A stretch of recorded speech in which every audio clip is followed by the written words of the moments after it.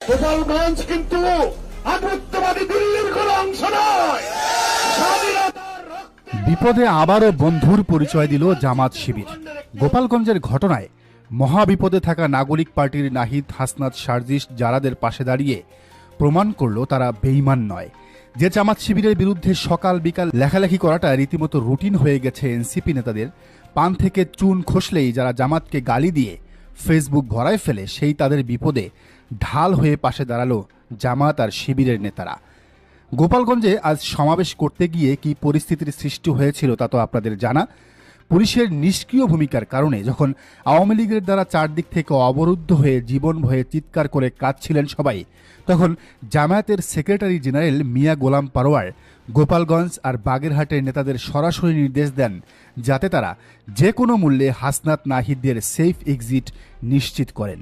সাথে সাথেই গোপালগঞ্জ থেকে বাগেরহাট অবধি মানব প্রাচীর তৈরি করে জামাত শিবির।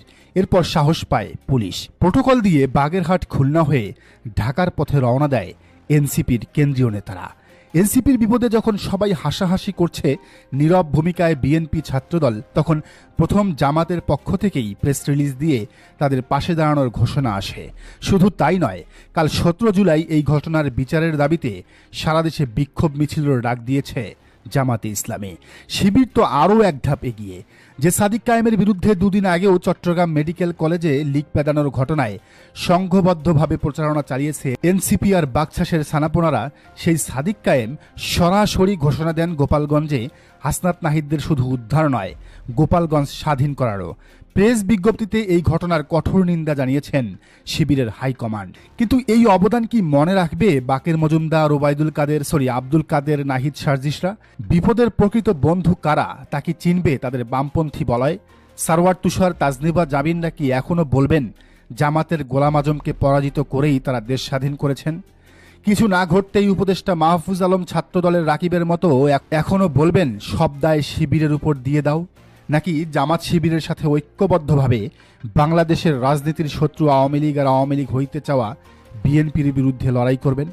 আজকের ঘটনার পর তাদের অন্তত বোঝা উচিত, হাসনাত, সার্জিস, তাসনিম জারাদের মতো সেলিব্রিটিদের দেখতে আসা হাজারো উৎসুক জনতা আর যাই হোক তাদের প্রকৃত কর্মী নয়। দলের জন্য, নেতাদের জন্য বিপদে ঢাল হয়ে দাঁড়াবে এমন কর্মী তৈরি করতে তাদের আরও 50 বছর লাগবে।